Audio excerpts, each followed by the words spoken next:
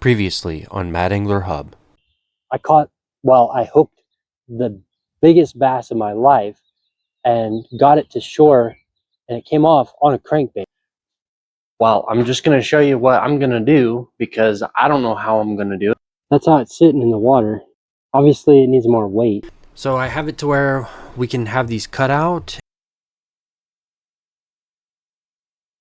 So I have an Excel program, and the Excel program has the weights and stuff made out for this, the prototype. All right. Well, hey everyone, welcome to Mad Angler Hub. I'm your host, Joshua, aka Cujo. I got it right this time. I got it right this time. I was practicing, I should say. So I was having a hard time kind of steering where we were kind of going. On the last videos, I was simply kind of just going with the flow and free creating or free. But now that I've designed a system, I want to steer the video in a way that you can understand what I have done, and so that I can also regurgitate what I have done so that I get a better understanding, you get an understanding of what I'm doing, and we're all happy. So I'm not going to skip anything. I know a lot of people will watch videos. They don't like, progress to be skipped. So I didn't skip anything. I just took care of the boring parts. That's why the video has kind of taken a little bit longer. I've kind of taken care of the long, boring parts, and I didn't really film over those. I just kind of did screenshots and stuff, or I'm sorry, screen video.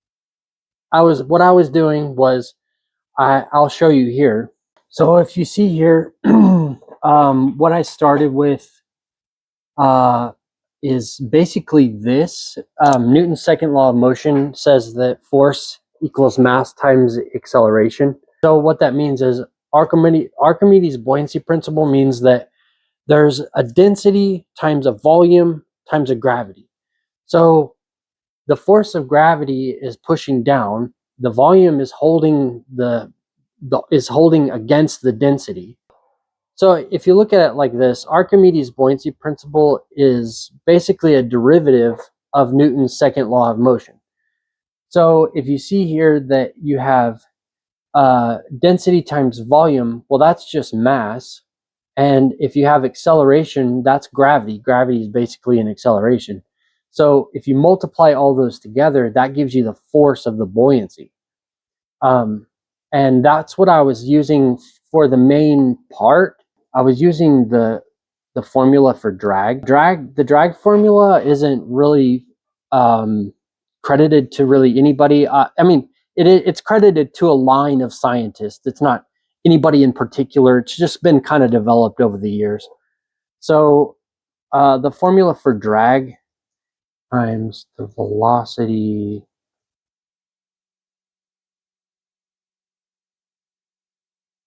squared. I'm pretty sure that's what it is.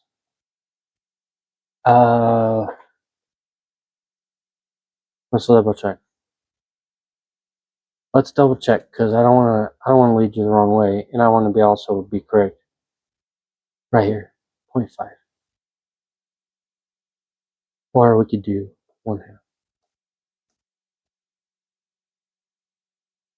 1/2 times the density. There we go. Now it's correct. So that's the formula for drag. But what I did was I just switched the force. So what I needed was the velocity. The velocity is what I needed to figure out the rate that it was falling at. So I guess since I've already got this pulled up, let's just skip forward because basically this is what I developed, and I was trying to go over it all simply, but that never works with me. So I did all that on this, and then what I did from there, I'll show you in a minute, I guess. So last week I was working on this behind the scenes. I was working on this, and I was doing some stuff on wood. I was getting wood buoyancy, or I'm sorry, wood densities. I was doing research on densities, and I found a book. I credited the book for the density research that I found in the program that I made. But I ultimately want to do my own cut per piece, because so let me go through this here. This has an average. So the average goes off of these densities here. And these densities are just basically average for this. Whenever you cut it, it has a different density for this. It's a very average density, and each board is different. Most wood is relatively the same, but when you get down to crankbaits and small baits and small volumes, it really makes a difference. So this is just to give me kind of a rough average. So if I was going to do average, then I can come down here, choose ash white, maple, hard maple, soft maple, red oak, any of those. Or I could come up here, change this to average, or change that average to calculated, and I could use this right here as I could set it to 0.77, and that would be like oak or something like that. And that what that is a grams per centimeter cubed, and that gives me a relative density. That gives me a relative density factor for being able to calculate. I had to switch this to velocity. So what we had to do was square root everything. If you get all that, then great. If you don't, keep going, because this is the math. 38. So according to this model, this is this will float, and it will float at 0.765 feet per second. Now, whenever I did the coding on this, so this is just kind of a rough calculation. I didn't expect the math to all be correct. I went over it several times, but by the time I'm done with it and I hand it over to the AI, it fixes my math and everything.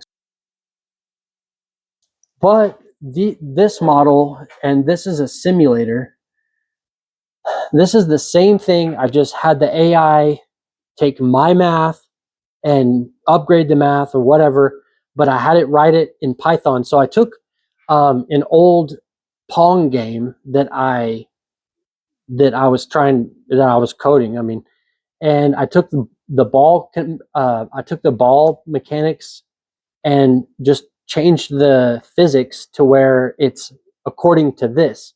So the 2D image that I'm about to show you is of the ball in a simulated space based on the physics that we came up with here on the here what I just came up with and showed you on and that's basically the physics that it takes, just those several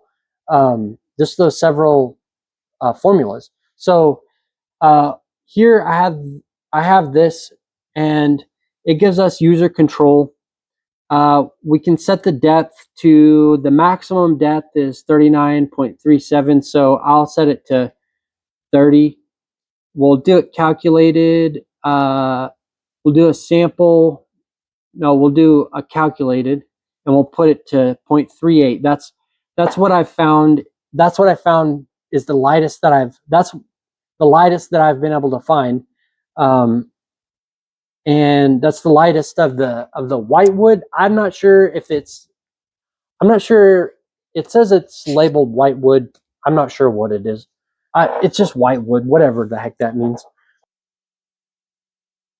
Let's see if that runs. I just changed the degree that the bill is on, and we'll run the simulator here. So it comes up with this as the first, and then it has our simulation, and you can see our bill at 10 degrees doesn't even dive. Okay, so that's 10 degrees. Let's put it at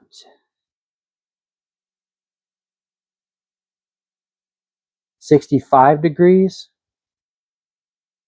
Save the CAD model, run the simulator,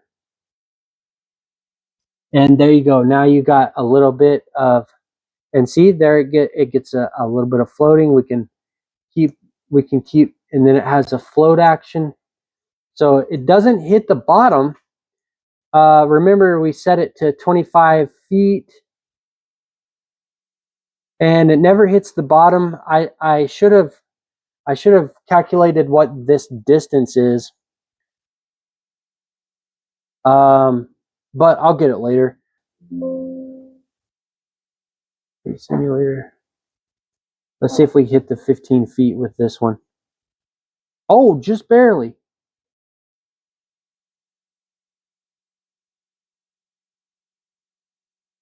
Yeah, we hit the 15 feet. So I need to figure out what this distance is, like if I casted it. If I cast it out, because it'll tell me the depth, but I need to figure out what the distance is it's being cast and retrieved, because then that'll tell me about how long it takes for it to reach the bottom. I can also calculate it. I can just calculate it. I don't even have to, I can just have it show up right here, just have it calculated. And then that would be easier. But so we'll just take that number and do that. And then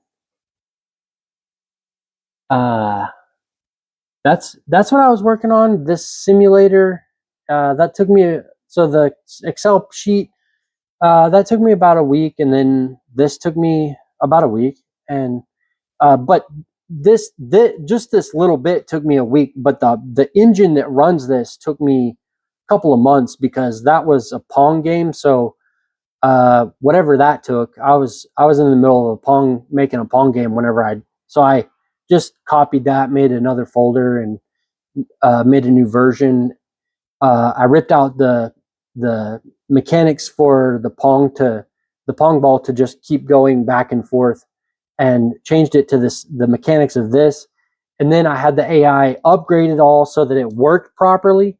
And then we just debugged it, and now this is where I'm at. So this will be on my website soon. I'm not sure when, but I will definitely let you know when you can get it, when it will be available. Like I said, I don't know when. I've got to do some licensing and stuff and make sure that everything is all good. So yeah. So let me show you what I was doing on the other side of things.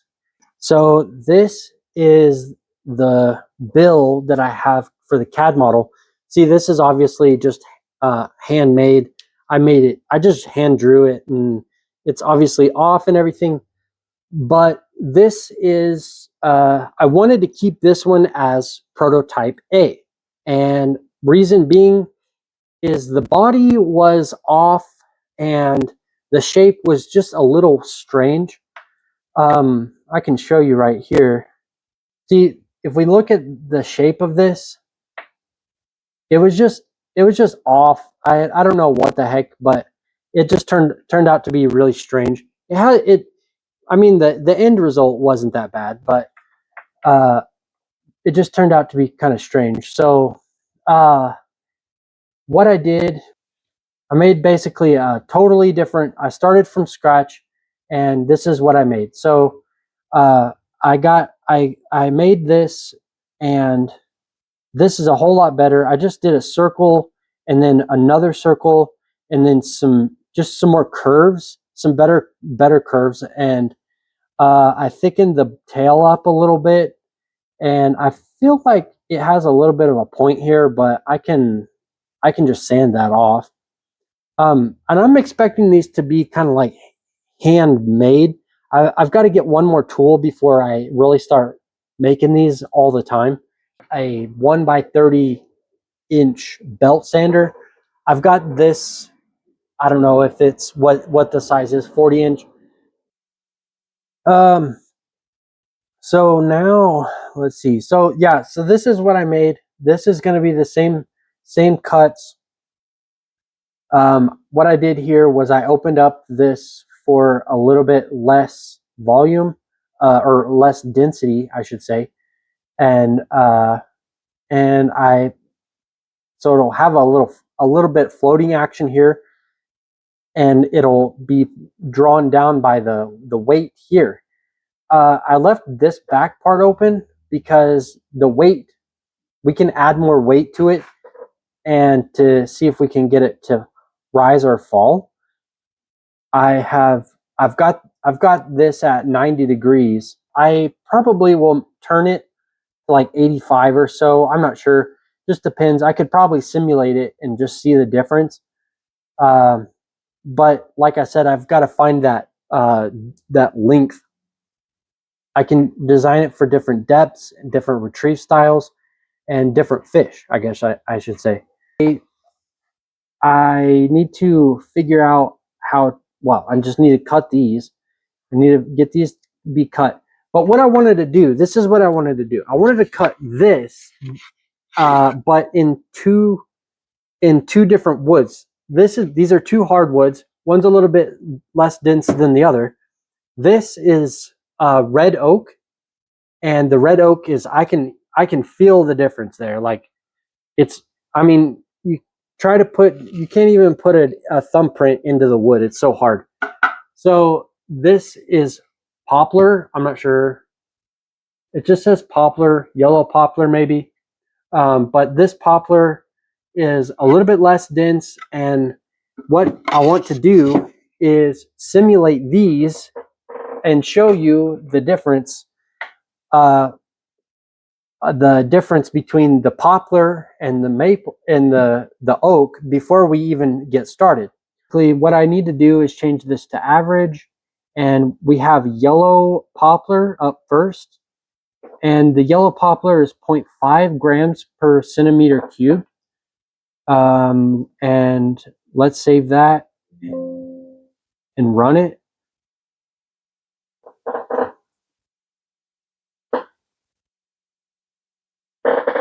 Okay, so that's giving us a pretty good, that's giving us a good dive.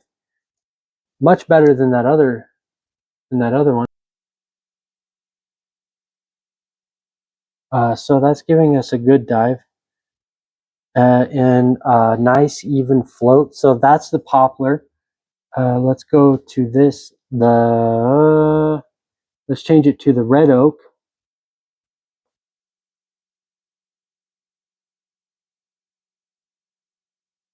The red oak is 0.79 grams per centimeter cubed.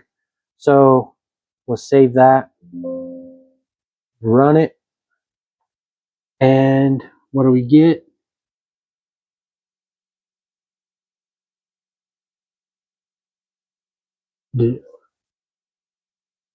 Oh, it just sinks.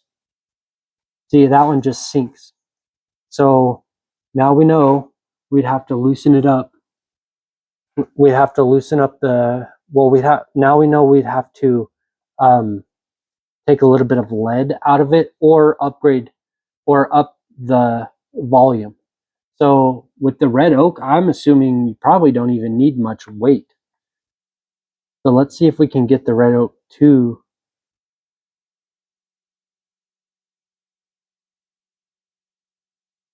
Oh, actually, I take that back. The poplar did well because, let's change this back, because that was the, whoops. Let's see. Oh, see, now it has a kind of a dive that's way out there. Way out there. So that had double double the lead that you just saw there. I just changed the lead. That had 2.5 lead centimeters. So I had 5 here. Let's see, I'll show you again.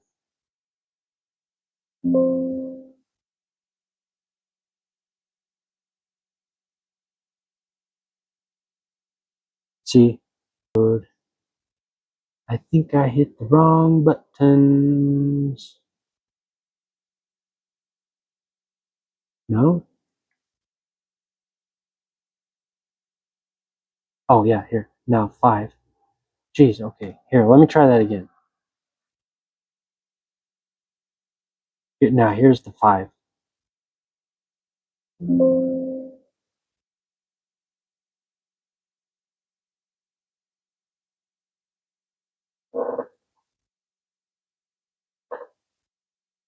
See, it has more of a down angle. That was without changing. That was with changing the lead. So we got the angle on the lead. We can change it on the bill.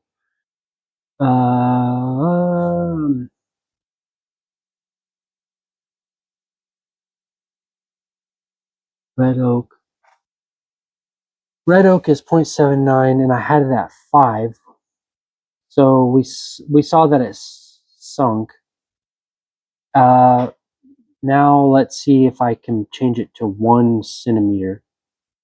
1 centimeter, just a little. Well, let's say 1 centimeter, just to keep it on the small side. Let's see what happens.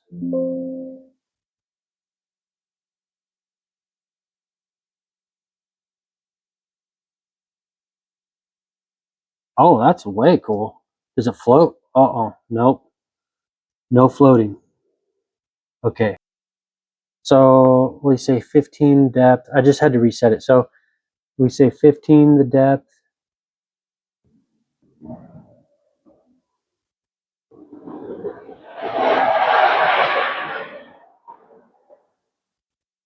Okay, let me try it with the same volume.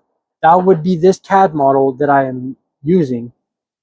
So is it a float? Okay, cool. We got a floater. And I think I turned on the AI. Whoops. Okay, let's see. We got what we got. And so all it is completely removing the lead on. That would give me a really slow. Is that higher? 5.59. I have, what I said was prototype C1 and C2. So that's what this is. This is C1, C2. We'll go with the poplar first, and then we'll go with the poplar, and then we'll go with the oak. So now what I have to do is I have prototype B, which is a template. I'll make C1 and C2, copy the template into C1 and C2, and then I'll go back and change. I have to change the router speeds. So for poplar, it can go a little bit faster than the oak, but I don't want to burn the bit. So I need to go fast, but have a high speed, but not too high a speed. So I've got to check parameters on that and get that all worked out. And then I have to remove the space on the poplar. And what I wanted to do, one other thing is, so I don't know where the heck I left off, but I'm going to make, am I still recording? Yeah.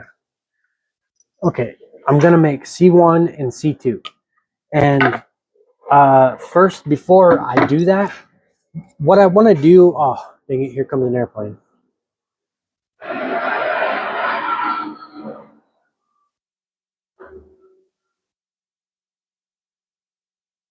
So what I want to do with every new piece of wood is cut a sample, change this to the sample size, or to the sample, and come down here and put in the actual mass of the sample.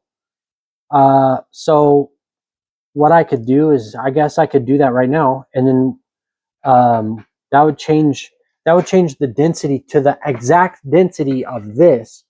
after putting in the mass, the length, the width, and the height of the piece of wood that I cut. That will change the outcome, and also kind of show me if I need to get rid of the rattle and add some more volume there, or close the rattle up and just do a little bit, or if just taking the lead out and adding that extra bit will help. So in that case, if I do that, then it would probably spin. That's actually the problem. So what we need to do is figure out for the red oak, change it to the average, the red oak, and then, or we could get an exact. Let me cut these and get an exact.